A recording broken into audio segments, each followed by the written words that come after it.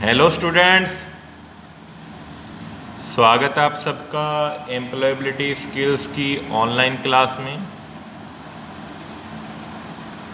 अभी हम बात कर रहे हैं काम की दुनिया के लिए, काम की दुनिया की तैयारी के लिए, preparation to the world of work. हमें काम की दुनिया में कैसे जाना है, उसके लिए हमें अपने आप को कैसे तैयार करना है, उसके बारे में हम चर्चा कर रहे हैं। लास्ट 2 क्लास इसकी हो चुकी हैं, आज इसकी 3rd क्लास है आई थिंक।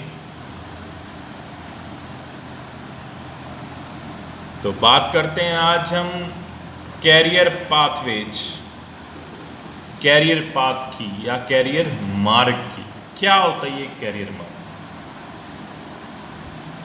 हम सब एक पाथ की ओर, एक मार्ग की ओर अग्रसर होते हैं।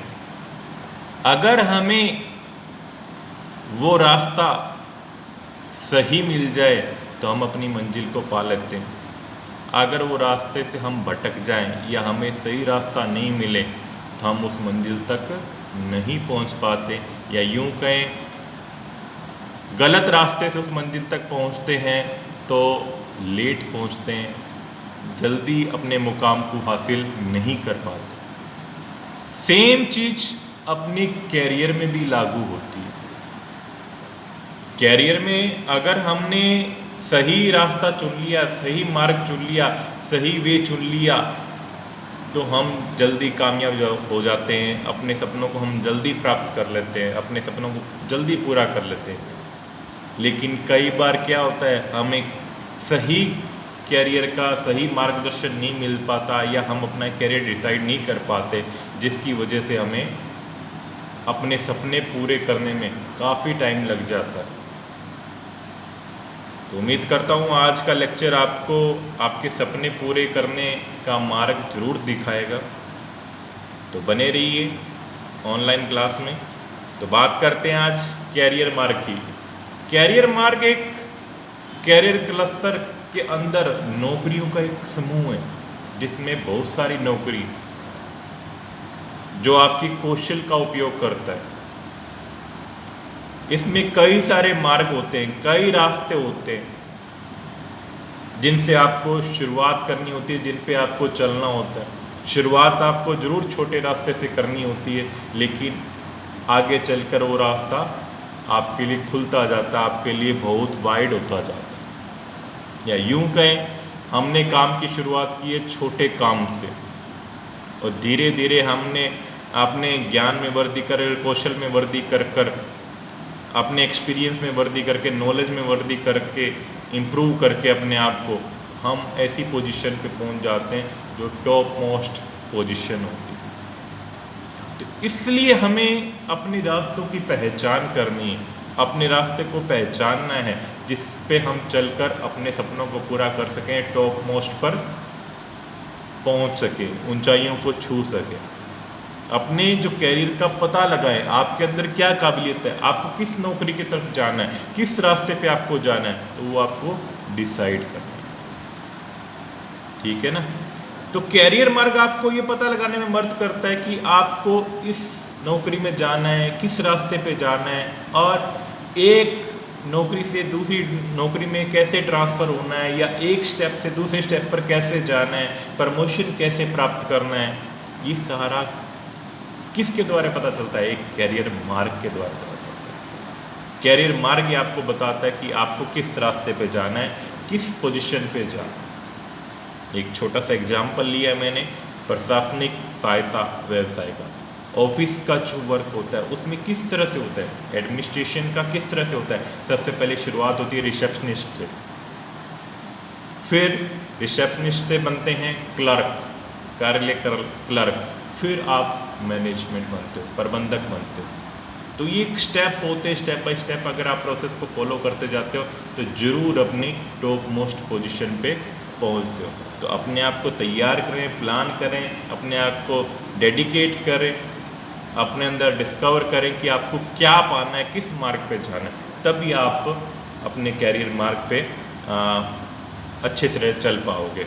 आपको इंडस्ट्री में जाना है, एजुकेशन इंडस्ट्री में जाना है, गवर्नमेंट सेक्टर में जाना है, अपना काम शुरू करना है, आत्मनिर्भर बनना है, क्या करना है ये आपको डिसाइड करना है। फिर उसके ऊपर उस मार्ग पे चलने के लिए आपको मार्गदर्शन भी लेना है अपने सीनियर से, अपने टीचर से, अपने गुरु से, अपने सगे संबंधियों से आपको मार्गदर्शन लेकर उस रास्ते पे चलना है।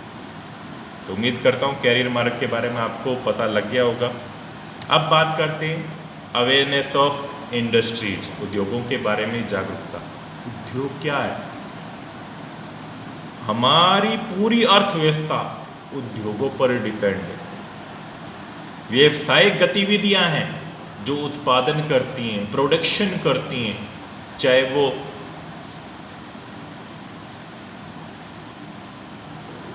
डायरेक्ट कंज्यूम के लिए, चाहे इंडस्ट्री कंज्यूम के लिए, या यूं कहें जिनको कुछ उत्पादन इस तरह के होते हैं जिनको उपभोक्ता डायरेक्ट यूज करते हैं, जो डायरेक्ट कस्टमर तक पहुंचाई जाती हैं। कुछ होती है जो उत्पादन करने के लिए मशीनें बनाई जाती है, जिस तरह से उनके लिए भी तो वो उत्पाद बनाए जाते हैं। जो मशीनें हैं वो भी तो किसी इंडस्ट्री में ही बनती होंगी।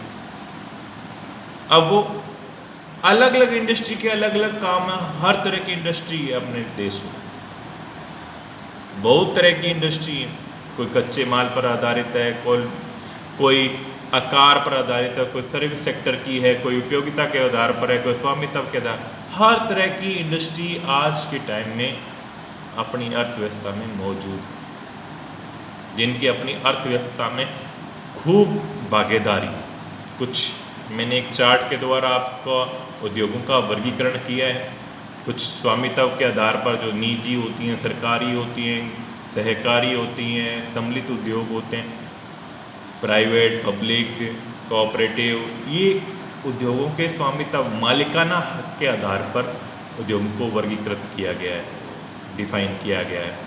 उपयोग के आधार पर आधारभूत मूल सुविधाएं हैं, उपभोक्ता का उद्योग है, आकार है छोटे पैमाने का, बड़े पैमाने का, ग्रामीण कुटीर उद्योग, small industry, medium scale, micro, ये सारी आकार के आधार पर है। माल की प्रकृति पर भारी उद्योग हैं, हल्के उद्योग हैं, कच्चे माल पर कृषि आधारित उद्योग हैं, खनिजों पर आधारित उद्योग हैं। तो ये उद्योगों के प्रकार हैं। उद्योग उत्थान के लिए, उत्पादन के लिए, निर्माण के लिए, विनिर्माण से संबंधित है।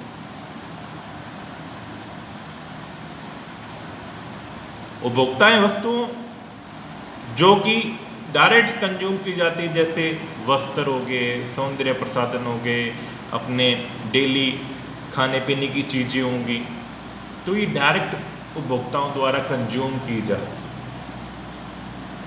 और दूसरी होगी जो मशीनें, उपकरण बनाए जाते हैं, जो कि और दूसरी इंडस्ट्री में काम आते हैं, जो डायरेक्ट कंज्यूमर यूज करता है, उनके प्रोडक्शन के लिए बनाए जाते हैं।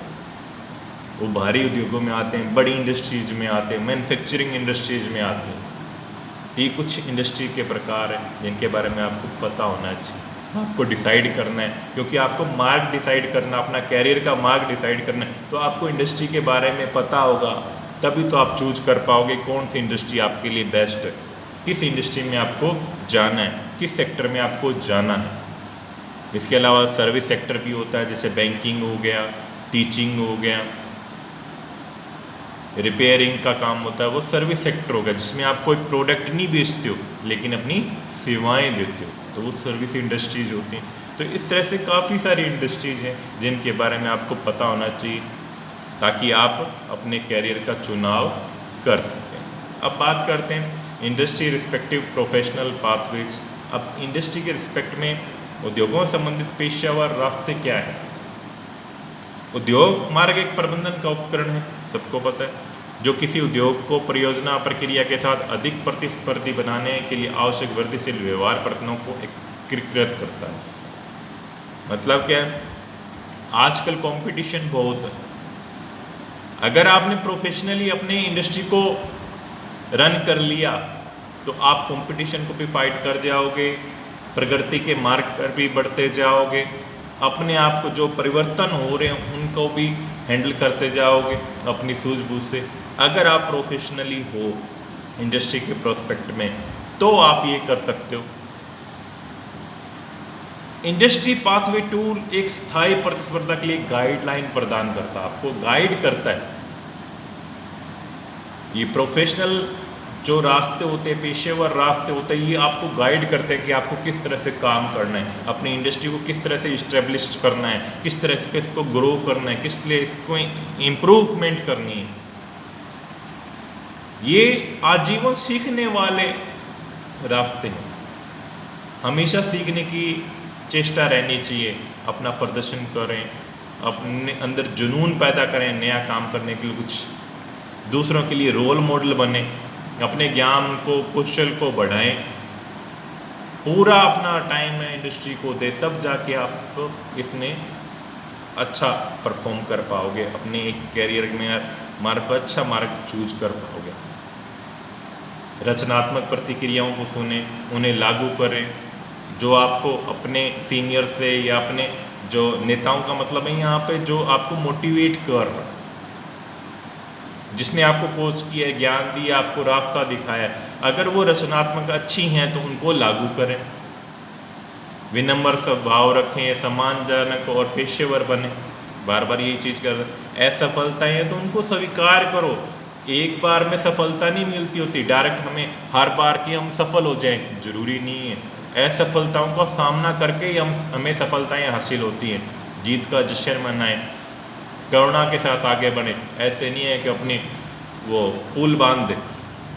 पुल बांधना मतलब अपनी बढ़ाई करते जाए, बढ़ाई नहीं करना, काम करना है और उसके साथ एक सिस्टमेटिक ढंग से आगे बढ़ना है। मजबूत विचार वाले बने, साझेदारी बनने, दूसरों के साथ अपने विचारों को शेयर करें।